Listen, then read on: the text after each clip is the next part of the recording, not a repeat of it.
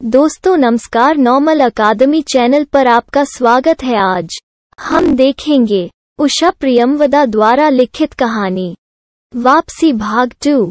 क्यों?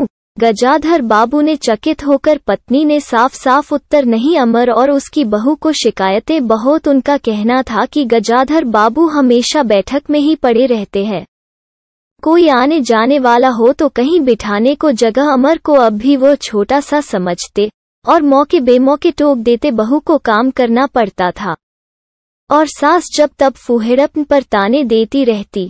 हमारे आने के पहले भी कभी ऐसी बात हुई थी?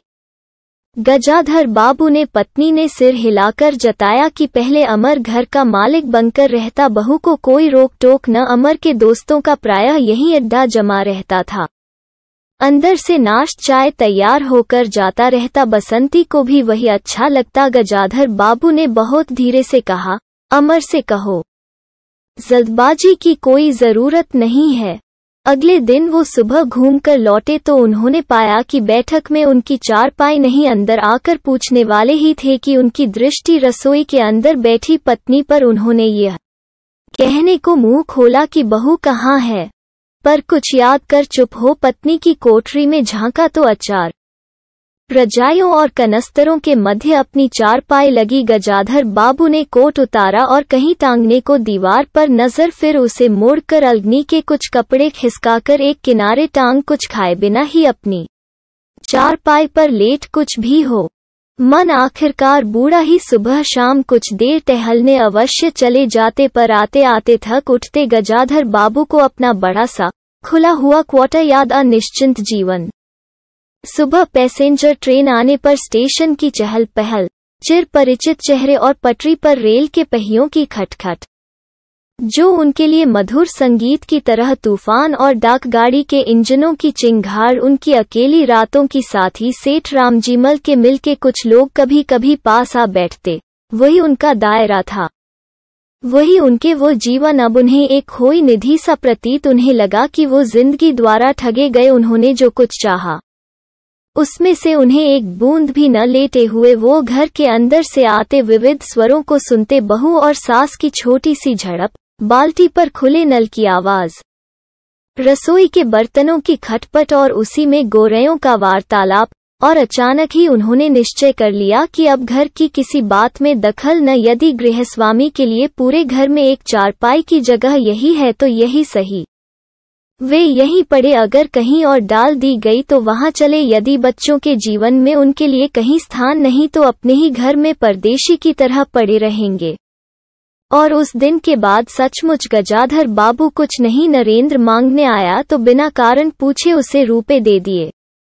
बसंती काफी अंधेरा हो जाने के बाद भी पड़ोस में रही तो भी उन्होंने कुछ नहीं कहा। उन्हें सबसे बड़ा गम यह था कि उनकी पत्नी ने भी उनमें कुछ परिवर्तन लक्ष्य नहीं। वह मन ही मन कितना भार ढो रहे हैं, इससे वो अनजान ही बनी, बल्कि उन्हें पति के घर के मामले में हस्तक्षेप न करने के कारण शांति ही कभी कभी कह भी उठती, ठीक ही है, आप बीच में न पड़ा, बच्चे बड़े हो गए, हमारा जो कर्तव्य था कर रहे हैं, पढ़ा रहे हैं, शादी कर देंगे। गजाधर बाबू ने आहत दृष्टि से पत्नी को उन्होंने अनुभव किया कि वो पत्नी व बच्चों के लिए केवल धनोपार्जन के निमित्त मात्र जिस व्यक्ति के अस्तित्व से पत्नी मांग में सिंदूर डालने की अधिकारी है, समाज में उसकी प्रतिष्ठा है, उसके सामने वो 2 वक्त भोजन की थाली रख देने से सारे कर्तव्यों से छुट्टी पा जाती। वो घी और चीनी के डिब्बों में इतनी रमी हुई है कि अब वही उसकी संपूर्ण दुनिया बन गई। गजाधर बाबू उसके जीवन के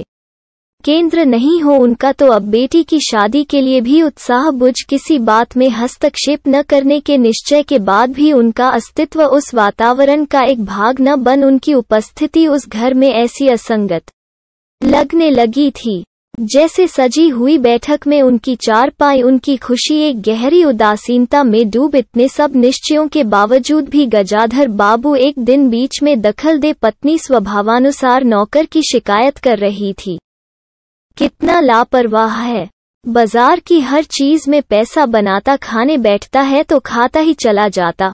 गजाधर बाबू को बराबर यह महसूस होता रहता था कि उनके घर का रहन सहन और खर्च उनकी हैसियत से कहीं ज्यादा पत्नी की बात सुनकर लगा कि नौकर का खर्च बिल्कुल बेकार छोटा मोटा काम है। घर में 3 मर्द है, कोई न कोई कर ही। उन्होंने उसी दिन नौकर का हिसाब कर अमर दफ्तर से आया तो नौकर को पुकारने अमर की बहू बोली, बाबूजी ने नौकर छुड़ा, क्यों? कहते हैं खर्च बहुत। यह वार्तालाप बहुत सीधा सा था, पर जिस टोन में बहू बोली, गजाधर बाबू को खटक। उस दिन जी भारी होने के कारण गजाधर बाबू टहलने नहीं नए आलस्य में उठकर बत्ती भी नहीं जलाई। इस बात से बेखबर नरेंद्र माँ से कहने लगा, अम्मा तुम बाबूजी से कहती क्यों नहीं? बैठे बिठाए कुछ नहीं तो नौकर ही छुड़ा। अगर बाबूजी यह समझें कि मैं साइकिल पर गेहूं रख आटा पिसाने जाऊं तो मुझसे यह नहीं। हाँ अम्मा, बसंती का स्वर था, मैं कॉलेज भी जाऊं और लौटकर घर में झाड़ू भी, यह मेरे बस की बात नहीं। बूढ़े आदमी हैं। अमर भुनभुनाया, चुपचाप पड़े हर चीज में दखल क्यों देते हैं? पत्नी ने बड़े व्यंग्य से कहा। और कुछ नहीं सूझा तो तुम्हारी बहू को ही चौके में भेज। वो गई तो 15 दिन का राशन 5 दिन में बनाकर रख। बहू कुछ कहे इससे पहले वो चौके में घुस कुछ देर में अपनी कोठरी में आई और बिजली जलाई तो गजाधर बाबू को लेटे देख बड़ी। गजाधर बाबू की मुखमुद्रा से वो उनके भावों का अनुमान न लगा। वह चुप आंखें बंद किए लेटे। गजाधर बाबू चिट्ठी हाथ में लिए अंदर आए और पत्नी को वो भीगे हाथ लिए निकली और आंचल से पोंछती हुई पास आ खड़ी। गजाधर बाबू ने बिना किसी भूमिका के कहा, मुझे सेठ रामजीमल की चीनी मिल में नौकरी मिल गई। खाली बैठे रहने से तो 4 पैसे घर में आए, वही अच्छा। उन्होंने तो पहले ही कहा था, मैंने ही मना कर दिया। फिर कुछ रुक कर जैसे बुझी हुई आग में एक चिनगारी चमक उठे। उन्होंने धीमे स्वर में कहा, मैंने सोचा था कि बरसों तुम सबसे अलग रहने के बाद अवकाश पाकर परिवार के साथ रहूंगा। खैर, परसों जाना तुम भी चलोगी? मैं, पत्नी ने सकपकाकर कहा, मैं चलूंगी तो यहाँ का क्या होगा? इतनी बड़ी गृहस्थी, फिर सयानी लड़की। बात बीच में काट गजाधर बाबू ने हताश स्वर में कहा, ठीक है तुम यही, मैंने तो ऐसे ही कहा। और गहरे मौन में डूब नरेंद्र ने बड़ी तत्परता से बिस्तर बांधा और रिक्शा बुला। गजाधर बाबू का टिन का बक्स और पतला सा बिस्तर उस पर रख दिया। नाश्ते के लिए लड्डू और मठरी की डलिया उस पर रख गजाधर बाबू रिक्शे पर बैठे। एक दृष्टि उन्होंने अपने परिवार पर, फिर दूसरी ओर देखने लगे। रिक्शा चल उनके जाने के बाद सब अंदर लौट आए। बहू ने अमर से पूछा, सिनेमा ले चलिएगा ना? बसंती ने उछलकर कहा, भैया हमें। गजाधर बाबू की पत्नी सीधे चौके में चली। बची हुई मठरियों को कटोरदान में रखकर अपने कमरे में लाई और कनस्तरों के पास रख फिर बाहर आकर कहा, अरे नरेंद्र, बाबूजी की चारपाई कमरे से निकाल, उसमें चलने तक की जगह नहीं। दोस्तों, कहानी यहीं पर समाप्त होती है। हम फिर मिलेंगे एक नई कहानी के साथ। तब तक के लिए इजाजत दीजिए। धन्यवाद।